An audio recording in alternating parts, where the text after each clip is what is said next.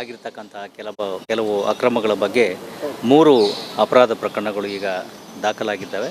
ಅವುಗಳ ತನಿಖೆಯನ್ನು ಈಗ ನಾವು ಕೈಗೆತ್ತಿಕೊಳ್ತಾ ಇದ್ದೇವೆ. ಒಂದು ಪ್ರಕರಣದ ತನಿಖೆಯನ್ನು ACP ಮಟ್ಟದ ಅಧಿಕಾರಿಗಳಿಗೆ ಕೊಡಲಾಗಿದೆ. ಉಳಿದ 2 ಪ್ರಕರಣಗಳನ್ನು ಇನ್ಸ್ಪೆಕ್ಟರ್ಗಳಿಗೆ ಕೊಡಲಾಗಿದೆ. ಈ ಕಾರಾಗೃಹದ ವಿಷಯಗಳು ಬಂದಾಗ ಅಲ್ಲಿ ತನಿಖೆ ಮಾಡಲಿಕ್ಕೆ ನ್ಯಾಯಾಲಯದ ಅನುಮತಿ ಕೂಡ ಬೇಕಾಗ್ತದೆ. ಆ ಅನುಮತಿಯನ್ನು ತೆಗೆದುಕೊಳ್ತಾ ಇದ್ದಾರೆ ಮತ್ತು ಮುಂದಿನ ತನಿಖೆಯನ್ನು ಕೂಲಂಕಷವಾಗಿ ಮಾಡಲಾಗ್ತದೆ. ಸರ್, ಇದು ಏನಾದರೂ ಅಲ್ಲಿ ಲೋಕಲ್ ಅವರಿಗೆ ಇನ್ವೆಸ್ಟಿಗೇಷನ್ ಕೇಳಿದ್ದೀರಾ ಅಥವಾ ಸಪ್ರೇಟ್ ಹೌದು, ಒಬ್ಬ ACP ಅವರು ಮತ್ತು 2 ಜನ ಇನ್ಸ್ಪೆಕ್ಟರ್ಗಳು ಈ 3 ಪ್ರಕರಣಗಳ ತನಿಖೆಗಳನ್ನು ಮಾಡ್ತಾರೆ. ಸರ್, ಏನು ಕಾಯ್ದೆ ಏನು ಯಾವುದು ಈಗ ಪ್ರಿಸನ್ ಆ್ಯಕ್ಟು ಮತ್ತು ಇತರ ಸೆಕ್ಷನ್ಗಳನ್ನು ಹಾಕ್ಕೊಂಡಿದ್ದಾರೆ. ಅದಕ್ಕೆ ಪೂರಕವಾಗಿ ಕಸ್ಟಡಿ ಪಡೆಯೋ ಅವಶ್ಯಕತೆ ಇದೆಯಾ ಸರ್? ತನಿಖೆಯ ಭಾಗವಾಗಿ ಏನೇನು ಮಾಡಬೇಕಾಗುತ್ತೋ ಅದನ್ನೆಲ್ಲ ಮಾಡ್ತೇವೆ. ಯಾವ ರೀತಿ ಮಾಡ್ತೇವೆ ಅನ್ನೋದನ್ನು ಈಗ ಹೇಳಲಿಕ್ಕಾಗೋದಿಲ್ಲ. ಬಟ್ ತನಿಖೆಯ ಭಾಗವಾಗಿ ಏನೇನು ಮಾಡಬೇಕಾಗುತ್ತೆ, ಯಾಕೆಂದರೆ ತನಿಖೆ ಅಂಶಗಳು ಈಗಲೇ ನಮಗೆ ಗೊತ್ತಾಗೋದಿಲ್ಲ. ಅದರ ಆಧಾರದ ಮೇಲೆ ಮುಂದಿನ ಒಂದು ವಿಷಯಗಳನ್ನು ಕೈಗೆತ್ತಿಕೊಳ್ಳಲ್ಲ. ಸರ್, ಇನ್ನೊಂದು, ನೀವು ಪ್ರಿಸನ್ ರೈಡ್ CCB ಅವ್ರು ಮಾಡೋಕ್ಕೆ ಹೋದಾಗ ಅಲ್ಲಿದು ಸರಿಯಾಗಿ ಕೋಆಪ್ರೇಟ್ ಮಾಡಿರಲಿಲ್ಲ ಮತ್ತು ಬೇರೆ ವಿಚಾರಗಳ ಬಗ್ಗೆ ಒಂದು ರಿಪೋರ್ಟು ತಮಗೆ ಕೊಡ್ತಿದ್ದಾರೆ ಅಂತ ಕೇಳ್ಬೋದು ಸರ್. ರಿಪೋರ್ಟ್ ಬಂತಾ ಸರ್? ಏನಾಗಿದೆ ಸರ್? ಅದು ನಾವು ಶನಿವಾರ ದಿವಸ, ಅಂದರೆ ಕಳೆದ ಶನಿವಾರ ದಿವಸ ಬೆಳಗ್ಗೆ ನಮ್ಮ CCB ಅವರ ಒಂದು ದೊಡ್ಡ ತಂಡ ಕಾರಾಗೃಹದ ಎಲ್ಲ ಬ್ಯಾರಕ್ಗಳನ್ನು ಚೆಕ್ ಮಾಡಲಿಕ್ಕೆ ಹೋಗಿದ್ವಿ. ಅದು ಮುಖ್ಯವಾಗಿ ಅಲ್ಲಿ ಕೆಲವೊಂದು ಈ ರೀತಿಯ ಜೈಲಿನಲ್ಲೇ ಇಟ್ಕೊಂಡಿರ್ತಕ್ಕಂಥ ಕೆಲವು ರೌಡಿ ವ್ಯಕ್ತಿಗಳು ಕೆಲವೊಂದು ಅಕ್ರಮ ಚಟುವಟಿಕೆಗಳಲ್ಲಿ ತೊಡಗಿದ್ದಾರೆ ಅಂತಕ್ಕಂತಹ ಮಾಹಿತಿ ಮೇರೆಗೆ ಈ ಒಂದು ದಾಳಿಯನ್ನು ಕೈಗೊಳ್ಳಲಾಗಿತ್ತು. ಆದರೆ ಆ ಸಂದರ್ಭದಲ್ಲಿ ನಮಗೆ ಯಾವುದೇ ರೀತಿಯಾದಂತಹ ಇನ್ಕ್ರಿಮಿನೇಟಿಂಗ್ ಯಾವುದು ನಮಗೆ ಸಿಕ್ಕಿರಲಿಲ್ಲ. ಈಗ ಕೆಲವೊಂದು ಅಂಶಗಳ ಪ್ರಕಾರ ಅಲ್ಲಿ ನಾವು ಹೋಗೋದಕ್ಕೆ ಪೂರ್ವದಲ್ಲಿಯೇ ಸ್ವಲ್ಪ ಮಟ್ಟಿಗೆ ಅಲ್ಲಿ ಅವುಗಳನ್ನೆಲ್ಲ ಬೇರೆ ಕಡೆ ಸಾಗಿಸ್ತಕ್ಕಂತಹ ಸಾಧ್ಯತೆ ಇದೆ ಅಂತಕ್ಕಂತಹ ಮಾಹಿತಿ ಬಂದಿದೆ. ಅದ್ರ ಬಗ್ಗೆ ಒಂದು ತನಿಖೆಯೂ ನಡೀತಾ ಇದೆ, 2ನೇದು ವಿಚಾರಣೆಯೂ ಕೂಡ ನಡೀತಾ ಇದೆ. ಸರ್, ಸತ್ಯ ಅನ್ನೋನು ಹೊರಗಡೆಯಿಂದನೂ ಈಗ ಭಾಗಿಯಾಗಿದ್ದ, ಆತನ ವಿಚಾರಣೆಯನ್ನು ಮಾಡ್ತಾ ಇದ್ದೀವಿ, ಬಂಧನ ಆಗಿದೆ, ವಿಚಾರಣೆ ಮಾಡ್ತಾ ಇದ್ವಿ. ನಂತರದ ಬಂಧನದ ಪ್ರಶ್ನೆ ಬರ್ತದೆ. ಸರ್, ವಿಲ್ಸನ್ ಗಾರ್ಡನ್ ನಾಗಂದು ವಿಚಾರವಾಗಿ ಸರ್, ಅವನ ಜೈಲಲ್ಲಿ ಇಟ್ಕೊಂಡು ಸುಮಾರು ಜನಕ್ಕೆ ಬೆದರಿಕೆ ಹಾಕಿರುವಂಥ ವಿಚಾರದಲ್ಲಿ ಯಾವುದು ದೂರು ಆ ರೀತಿದು ಯಾವುದು ನಮಗೆ ಬಂದಿಲ್ಲ. ಬಟ್ ಕೆಲವೊಂದು ಅಕ್ರಮ ಚಟುವಟಿಕೆಗಳು ನಡೀತಾ ಇದ್ದಾವೆ ಅಂತಕ್ಕಂಥ ಮಾಹಿತಿ. ಇಲ್ಲಿಂದ ಶಿಫ್ಟ್ ಮಾಡಬೇಕು ಅಂತ ಏನಾದರೂ ಈ ಪರಪ್ಪನಗರದಲ್ಲಿ ಸಾಕಷ್ಟು ಸಂಖ್ಯೆಯಲ್ಲಿ ಈಗ ಈ ರೌಡಿ ವ್ಯಕ್ತಿಗಳು ಇದ್ದಾರೆ. ಅದರಲ್ಲೂ ಮುಖ್ಯವಾಗಿ ಕೆಲವೊಂದು ಈ ಕೋಕಾ ಕೇಸ್ಗಳನ್ನು ನಾವು ಹಾಕಿದ್ದೇವೆ. ಸುಮಾರು 6ರಿಂದ 8 ಕೋಕಾ ಪ್ರಕರಣಗಳನ್ನು ನಾವು ಹಾಕಿರೋದ್ರಿಂದ ಸಾಕಷ್ಟು ಸಂಖ್ಯೆಯಲ್ಲಿ ರೌಡಿಗಳನ್ನು ನಾವು ಒಳಗಡೆ ಕಳಿಸಿದ್ದೇವೆ.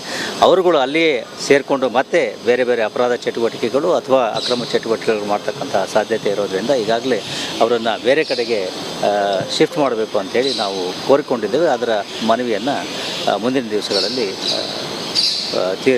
ಪೂರೈಸಲಾಗ್ತದೆ. ಸರಿ, ಪರ್ಟಿಕ್ಯುಲರ್ಲಿ ಈಗೇನು 3 FIR ಆಗಿದೆ ಸರ್, ಅದರಲ್ಲಿ ಒಂದಷ್ಟು ಜನರ ಹೆಸರು ಉಲ್ಲೇಖ ಆಗಿದೆ. ಅವರೆಲ್ಲರೂ ಈಗ ಪರಪ್ಪನಗರದಲ್ಲಿ ಇದ್ದಾರೆ. ಅವ್ರುಗಳನ್ನು ಡಿಸ್ಮ್ಯಾಂಟಲ್ ಮಾಡಿ ಬೇರೆ ಕಡೆ ಶಿಫ್ಟ್ ಮಾಡಲಿಕ್ಕೆ ಏನಾದ್ರು ನೀವು ಮನವಿ ಪತ್ರ ಕೊಟ್ಟಿದ್ದೀರಾ ಸರ್? ಈಗ ಅದೇ ಈ ಪ್ರಮುಖವಾಗಿ ಕೆಲವೊಂದು ರೌಡಿ ವ್ಯಕ್ತಿಗಳು ಜೊತೆಗೆ ರೇಣುಕಾಸ್ವಾಮಿ ಕೊಲೆ ಪ್ರಕರಣದಲ್ಲಿರ್ತಕ್ಕಂತಹ ಆರೋಪಿಗಳು ಈಗೇನು ಚರ್ಚೆಗೆ ಗ್ರಾಸ ಆಗಿದ್ದಾರೆ ಅವರನ್ನು ಕೂಡ ಬೇರೆ ಕಡೆಗಳಿಗೆ ಬದಲಾವಣೆ ಮಾಡಲಿಕ್ಕೆ ನಾವು ಕೋರ್ಕೊಂಡಿದ್ದೇವೆ. ಇಂಡಿಪೆಂಡೆಂಟ್ ಆಗಿ.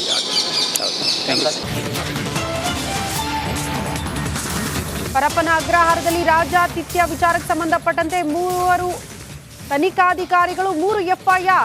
ಈಗ ತನಿಖಾಧಿಕಾರಿ ಪರಪ್ಪನ ಅಗ್ರಹಾರಕ್ಕೆ ಆಗಮಿಸಿದ್ದಾರೆ. ಅಲ್ಲಿಗೆ ಅಧಿಕೃತವಾಗಿ ತನಿಖೆ ಪ್ರಾರಂಭವಾಗಿದೆ. ಹುಳಿಮಾವು ಠಾಣೆಯ CPI ಕುಮಾರಸ್ವಾಮಿಯವರು ಭೇಟಿ ಕೊಟ್ಟಿದ್ದಾರೆ. ಪರಪ್ಪನ ಅಗ್ರಹಾರ ಜೈಲಿಗೆ ಆಗಮಿಸಿದ್ದಾರೆ ತನಿಖಾಧಿಕಾರಿ. ಸೆಂಟ್ರಲ್ ಜೈಲಿಗೆ ತೆರಳಿದ್ದಾರೆ ಹುಳಿಮಾವು ಇನ್ಸ್ಪೆಕ್ಟರ್ ಕುಮಾರಸ್ವಾಮಿ.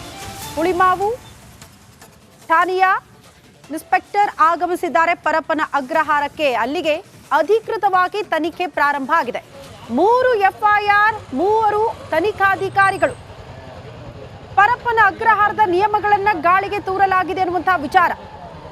ಬೇರೆ ಆಯಾಮಗಳಲ್ಲೂ ತನಿಖೆ ಆಗುತ್ತೆ. ವರದಿ ಏನ್ ಬರುತ್ತೆ ಅನ್ನೋದೇ ಸದ್ಯ ಇರುವಂತಹ ಕುತೂಹಲ.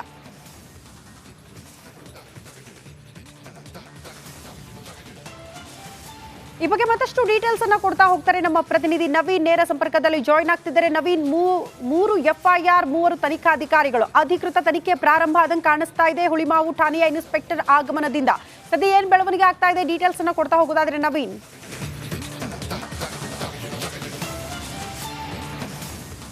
ಶ್ರುತಿ, ಪರಪ್ಪನ ಅಗ್ರಹಾರ ಜೈಲಿನಲ್ಲಿ ಏನು ಇವತ್ತು ಅಧಿಕೃತವಾಗಿ ಒಂದಷ್ಟು ತನಿಖೆಗೆ ಈ ಒಂದು ಪ್ರಕರಣದಲ್ಲಿ ಅಂತಂದರೆ ಸಾಕಷ್ಟು ಸದ್ದು ಸುದ್ದಿಯನ್ನು ಮಾಡಿ ಸರ್ಕಾರಕ್ಕೆ ಮುಜುಗರವನ್ನು ಉಂಟು ಮಾಡಿರುವ ದರ್ಶನ್ ಜೈಲಿನ ಒಳಗೆ ಇದ್ದುಕೊಂಡು ಹೊರಗಡೆ ಮಾತನಾಡಿರುವ ವಿಡಿಯೋ ಹಾಗೂ ಅಂದರೆ ವಾಟ್ಸಪ್ ಕಾಲ್ ಮೂಲಕ ಏನು ಮಾತನಾಡಿರುವ ವಿಡಿಯೋ ಹಾಗೂ ಏನು ಜೊತೆಗೆ ಇದ್ದಂತಹ ಅಂದರೆ ವಿಲ್ಸನ್ ಗಾರ್ಡನ್ ನಾಗನ ಶಿಷ್ಯ ವೇಲು ಏನು ಒಂದು ಫೋಟೋವನ್ನು ಹಿಡಿದು ಹೊರಗೆ ಕಳಿಸಿದ್ದಾನೆ ಎನ್ನಲಾದ ಈ ಒಂದು ಫೋಟೋ ಹೇಗೆ ಹೊರಗಡೆ ಹೋಯಿತು ಅನ್ನೋ ವಿಚಾರಕ್ಕೆ ಇವತ್ತು ಜೈಲಿನಲ್ಲಿ ಅಧಿಕೃತವಾಗಿ ತನಿಖೆಗೆ ಪ್ರಾರಂಭ ಆಗುತ್ತೆ. ಈ ಒಂದು ಪ್ರಕರಣಕ್ಕೆ ಸಂಬಂಧಪಟ್ಟಂತೆ ಇವತ್ತು 3 ತನಿಖಾ ತಂಡವನ್ನು ರಚನೆ ಮಾಡಿದ್ದು, ಒಂದು ಹುಳಿಮಾವು ಠಾಣೆ ಇನ್ಸ್ಪೆಕ್ಟರ್ ಕುಮಾರಸ್ವಾಮಿ ನೇತೃತ್ವದಲ್ಲಿ ಈಗಾಗಲೇ ಪರಪ್ಪನ ಅಗ್ರಹಾರ ಪೊಲೀಸ್ ಠಾಣೆಗೆ ಕುಮಾರಸ್ವಾಮಿ ತೆರಳಿದ್ದು, ಕೆಲವೇ ಹೊತ್ತಿನಲ್ಲಿ ಈ ಒಂದು ಪ್ರಕರಣಕ್ಕೆ ಸಂಬಂಧಪಟ್ಟಂತೆ ಒಂದಷ್ಟು FIR ದಾಖಲೆ ಏನಿದೆ ಅದೆಲ್ಲವನ್ನ ಪಡೆದು ಕೆಲವೇ ಹೊತ್ತಿನಲ್ಲಿ ಪರಪ್ಪನ ಅಗ್ರಹಾರ ಜೈಲಿನ ಒಳಗಡೆ ಹೋಗ್ತಾರೆ.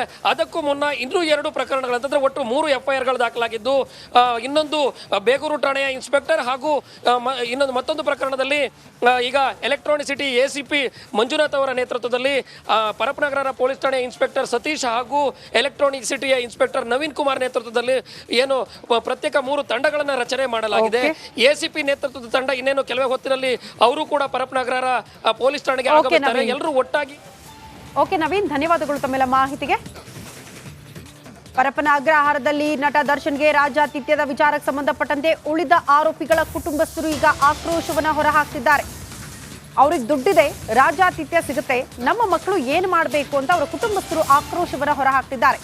ಜೀವನ ಸಾಗಿಸೋದಕ್ಕೆ ಆರೋಪಿಗಳ ಕುಟುಂಬ ಪರದಾಡ್ತಾ ಇದೆ ಹೊರಗಡೆ.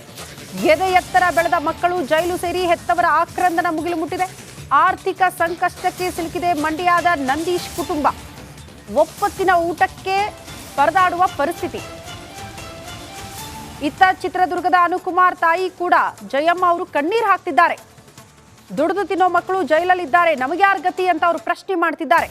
ನಮ್ಮ ಹತ್ರ ದುಡ್ಡು ಇಲ್ಲ, ವಕೀಲರನ್ನ ಕರ್ಕೊಂಡು ಹೋಗಿ ಅವ್ರನ್ನ ಬಿಡಿಸ್ಕೊಂಡು ಬರಕ್ಕಾಗಲ್ಲ, ದುಡ್ಡಿದ್ದವರು ಅವ್ರು ಹೇಳ್ದಂಗೆ ಇವ್ರು ನಡೆದಿದ್ದಾರೆ, ಹಾಗಾಗಿ ಅವರೇ ಕರ್ಕೊಂಡು ಬರಲಿ ಆಚೆ ಅನ್ನುವಂತಹ ವಿಚಾರವನ್ನ ಕುಟುಂಬಸ್ಥರು ಪ್ರಸ್ತಾಪ ಮಾಡ್ತಿದ್ದಾರೆ.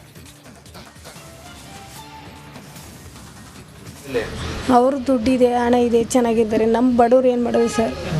ಅವರು ಚೆನ್ನಾಗಿದ್ದರು, ಏನು ಮಾಡಿದರು ನಮ್ಗೇನು ಗೊತ್ತು ಸರ್ ಒಳಗಡೆ?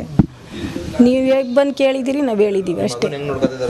ಗೊತ್ತಿಲ್ಲ ಸರ್, ನನಗೇನು ಕೇಳಿಸಲ್ಲ ಸರ್. ಎಲ್ಲ ಫೋನಲ್ಲಿ ಮಾತಾಡೋದು, ಗ್ಲಾಸ್ ಫಿಟ್ಟಿಂಗು ಕೇಳಿಸಲ್ಲ ಸರ್ ನನಗೆ. ಅಷ್ಟು ಬಿಟ್ಟರು ನನಗೆ ನೀನು ನೋಡಿದೆ ಅತ್ತೆ ಬಂದೆ ಅಷ್ಟೇ. ಅವರೇ ಬಿಡಿಸ್ಕೊಬರ್ಲಿ ಸರ್. ನಮ್ಮ ಹತ್ರ ಎಲ್ಲಿದೆ ಸರ್ ಅಷ್ಟು ಹಣ ಖರ್ಚು ಮಾಡೋಕ್ಕೆ? ನಾವು ಎಲ್ಲಿದೆ? ಆ ಥರ ಇದ್ದರೆ ಗೇಯ್ಬೇಕು, ಈಗ ಉಣ್ಬೇಕು. ಅಡಿಗೆ ಅಜ್ಜಿಗೆ ಹುಷಾರಿಲ್ಲ ಅಂತ ನೋಡಕ್ಕೆ ಬಂದು ಇಲ್ಲೇ ಕುಂತ್ಕೊಂಡೆ.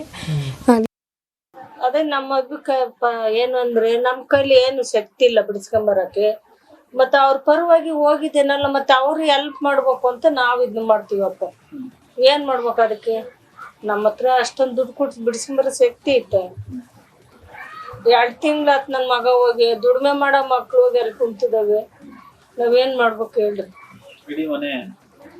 ನಮ್ಮ ಪರಿಸ್ಥಿತಿ ಹೇಳಿದ್ರೆ ನಾವೇನು ನೋಡೋದ್ ಕಣ್ಣಿ ಹಿಂಗೈದೀವಿ ಅಷ್ಟೇ. ಈಗ ಅವ್ರು ಏನು ಆದ್ಯತೆ ಐತೆ ಅವರಿಗೆ, ಅದು ಈಗ ಹೋಗಿರೋರಿಗೂ ಅವ್ರಿಗೂ ಆದ್ಯತೆ ಕೊಡ್ಬೇಕು. ಅದು ಟೈಮಿಗೆ ಸರಿಯಾಗಿ ಊಟ